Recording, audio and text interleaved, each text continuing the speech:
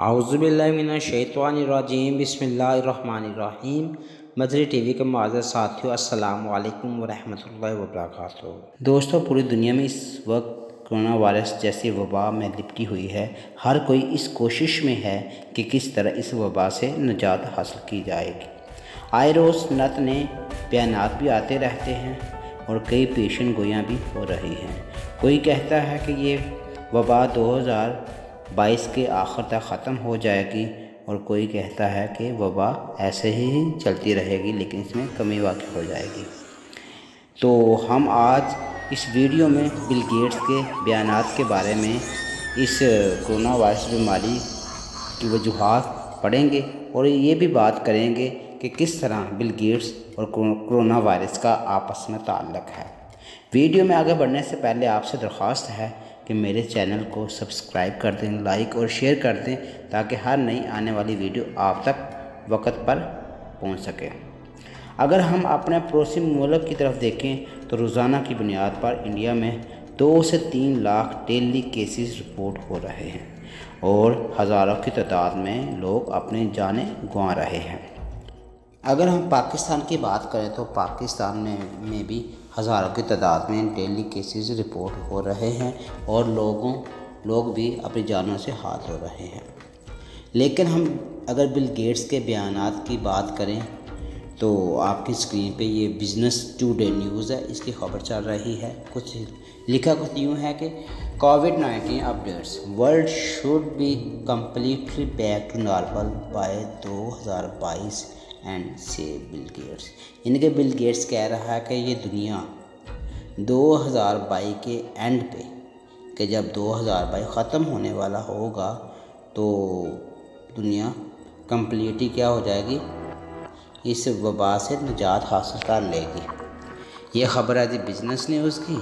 इसके अलावा हम आगे मज़ीद बात करें तो ये रिटर्न न्यूज़ है। यहाँ भी बिल गेट्स का बयान है। Bill Gates says world should be back to normal by the end 2022 due to vaccine. ये पोलिश मीडिया की न्यूज़ है और बिल गेट्स ने बयान दिया है कि बिल गेट्स कहता है कि 2022 के एंड तक दुनिया से वायरस ख़त्म हो जाएगा। किसकी वजह से? वैक्सीन की वजह से। अगर हम बात करें कि बिल गेट्स है कौन तो आप ये स्क्रीन पे देख भी सकते हैं। बिल गेट्स माइक्रोसॉफ्ट कंपनी का मालिक है और इसकी जो वर्थ है, इनकी नेट वर्थ है 146 बिलियन US डॉलर है। यानी कि ये इतना अमीर शख्स है कि ये जब चाहे जिस मुल्क की चाहे इकानमी बदल सकता है, किसी मुल्क की करेंसी को अप भी कर सकता है और डाउन भी कर सकता है और जहाँ जो चाहे करवा सकता है। तो बिल गेट्स के बारे में हम अगर मज़ीद पढ़ें तो आप ये विकीपीडिया की ख़बर है, यहाँ पर देख सकते हैं। बिल गेट्स एक बिजनेसमैन है, ठीक है, माइक्रोसॉफ्ट कंपनी का ये मालिक है। तो जितने भी पूरी दुनिया में जितने भी माइक्रोसॉफ्ट सॉफ्टवेयर चलते हैं ये सब इसका मालिक है और ये 2014 तक अकेला इसका शेयर होल्डर था।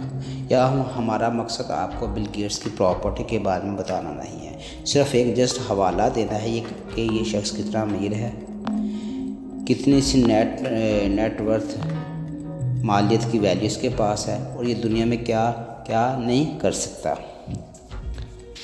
तो आप देख सकते हैं कि जो कि एक अमेरिकन और माइक्रोसॉफ्ट कंपनी का मालिक भी है और इसकी मालियत 146.2 बिलियन अमेरिकी डॉलर और ये इतना बास असर शख्सियत है कि ये अपनी मर्ज़ी से दुनिया में जो भी चाहे करवा सकता है, जब चाहे जो चाहे, जब जिस मुल्क को चाहे ये डाउन और अप कर सकता है।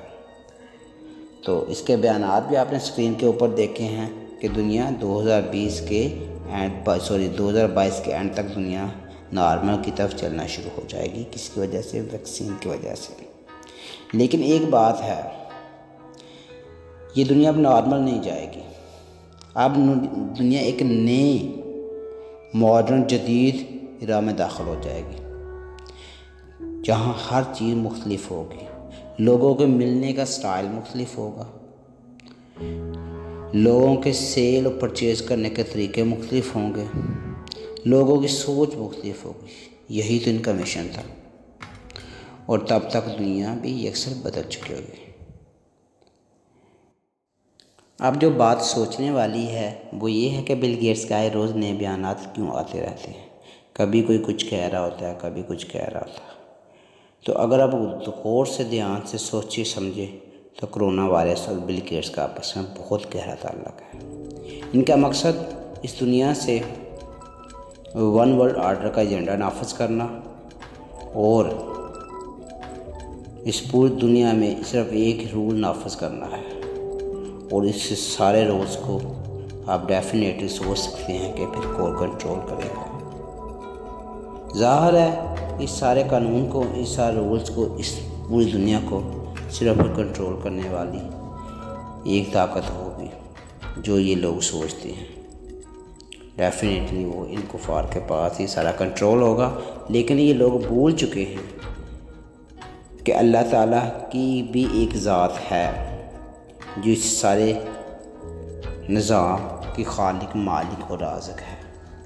अल्लाह ताला की ज़ात है जो सारा ये निज़ाम चला रही है। वो ज़ात जब चाहे जिसका प्लान जैसा भी हो ख़त्म कर सकती है। जैसा कि अल्लाह ताला कुरान पाक में सूरत आल इमरान पारा नंबर 3 में इरशाद फरमाता है, व माकरू व माकरुल्लाहु वल्लाहु खैरुल माकिरीन। और मकर किया काफिरों ने और तदबीर की अल्लाह ताला ने, और बेशक अल्लाह ताला सबसे बेहतरीन तदबीर करने वाला है।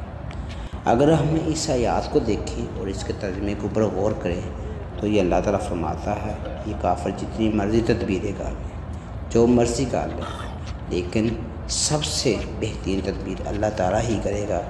और इंशाअल्लाह आखिरकार जो जीत होगी वो सच ही की होगी।